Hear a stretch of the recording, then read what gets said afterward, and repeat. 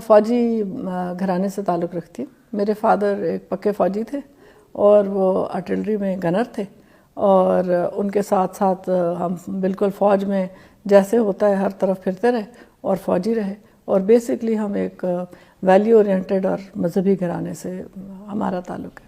Challenges تو ہر جگہ میرے خیال میں فیمیلز کو آتی ہیں سامنے, اور بیسک ایجوکیشن میں تو کوئی چیلنج نہیں آیا. وہ تو نارملی جس طرح ساروں کی ایجوکیشن ہوتی ہے ویسے ایجوکیشن میری بھی تھی, لیکن پٹھان ہونے کی وجہ سے جس طرح پٹھان فیملیوں میں ہوتا ہے کہ جی جلدی شادی کر دی جائے اور جو ہے نا گھر کے چلا جائے, تو ایف ایس سی کے بعد اسی طرح میرے ماں باپ کا بھی یہی خیال تھا کہ جی ان کی شادی ہو جانی چاہیے, اور کیونکہ رشتے تو ہر فیملیز میں ہوتے ہیں.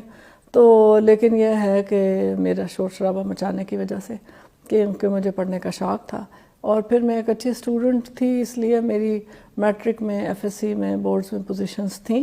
سو پھر جب میں نے زیادہ کیا تو میری ماں نے کہا کہ جی جب یہ اتنی محنت سے پڑھتی رہی ہے اور اتنے اس نے نمبر لیتی رہی تو یہ اب اس کے ساتھ ناانصافی ہوگی کہ ہم اس کو آگے میڈیکل کرنے نہ دیں. اب میں 1 مہینہ ہی مجھے وہاں خیبر میں ہوا تھا جب میرے پاس کال لیٹر آ گیا کہ جی آپ سلیکٹ ہو گئی آرمی میڈیکل کالج میں. سو اب پھر چیلنج تھا, اور چیلنج یہ تھا کہ آرمی میڈیکل کالج میں کیسے آئیں, کیونکہ میرے والد سمجھتے تھے کہ جی جو لڑکیاں ہوتی ہیں ان کو پروٹیکٹ کرنا چاہیے, ان کا خیال کرنا چاہیے, آؤٹ آف پروٹیکشن اینڈ لو کہہ لیں, افیکشن کے, کہ وہ چاہتے نہیں تھے کہ یہ ایسے اس میں جائے جہاں اس کو بعد میں نوکری کرنی پڑے. سو ان کو یہ کنونس کرنے میں پھر ٹائم لگا, لیکن جب وہ کنونس ہو گئے تو میں خیبر میڈیکل کالج چھوڑ کے آرمی میڈیکل کالج میں آ گئی. اور جب آ گئی, جب 2 سال گزرے تو پھر تو وہ اتنے خوش تھے, پھر تو ہی واز ویری ہیپی کہ جی ٹھیک ہے, شکر ہے یہ ادھر آ گئی اور یہ اچھی ہے اور یہ ایک پروٹیکٹڈ ماحول ہے اور سیکیور ماحول ہے.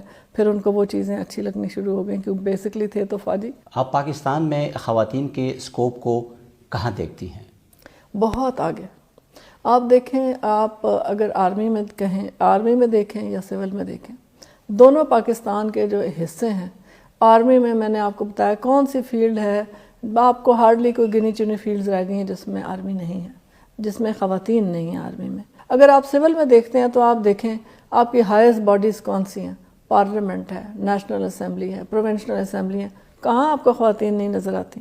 مجھے تو اکثر لگتا ہے خواتین آدمیوں سے بھی زیادہ ہو گئی ہیں. یہ بات بالکل طے ہے کہ ایک خاتون کو اپنے آپ کو منوانے کے لیے آدمی سے ڈبل کام کم از کم کرنا پڑتا ہے.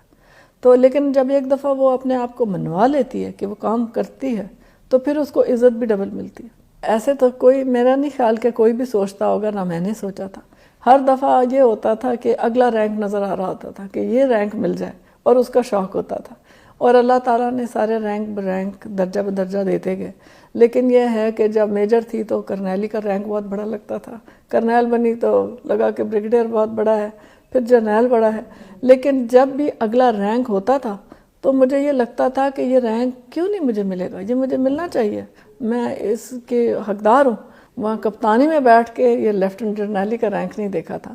صرف پاکستان میں ہی نہیں, دنیا بھر میں یہ ایک تاثر ہے کہ فوج ایک میل ڈومیننٹ ادارہ ہے. اس میں خواتین کی انڈکشن کو کیسے بڑھایا جا سکتا ہے؟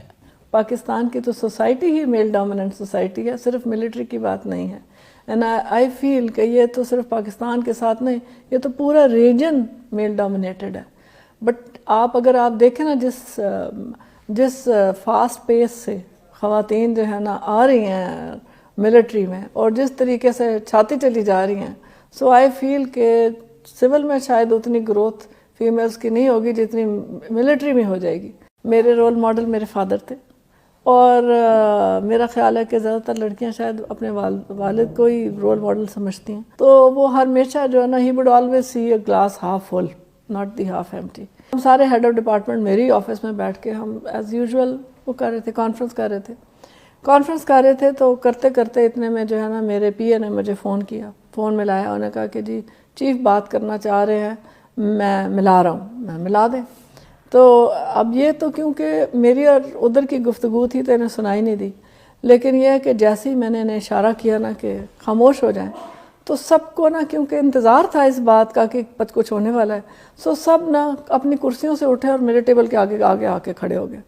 اور اس دوران میں مجھے چیف نے کہا کہ جن صاحب بہت بہت مبارک ہو, اور آپ کو اللہ تعالیٰ نے اور ہم نے جو ہے نا یہ مل کے یہ کیا ہے, اور اللہ تعالیٰ آپ کو بہت مبارک کرے, اور یہ ایک کمبائنڈ فیصلہ ہے اور یہ میرٹ پہ ہوا ہے اور آپ کو ہم نے لیفٹیننٹ جنرل کے عہدے پہ ترقی دے دیا.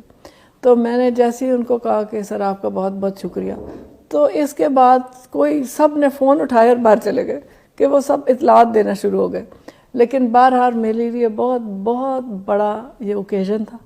اور اگر سچ پوچھیں تو اس وقت آدھی باتیں تو سنائی نہیں دے رہی تھی اس بات کے بعد، کیونکہ اٹ واز سچ ایسا ایونٹ تھا، ایسی ایک بات تھی کہ جس کے بعد آدھی باتیں تو آپ کو پتہ ہی نہیں چل رہی ہوتی ہیں کہ آپ کو چیف نے کیا کچھ اور کہا. 10 منٹ بعد جب میں نے دیکھا تو میرا برانڈا بھرا ہوا تھا، میرا باہر گراؤنڈ بھرا ہوا تھا لوگوں سے.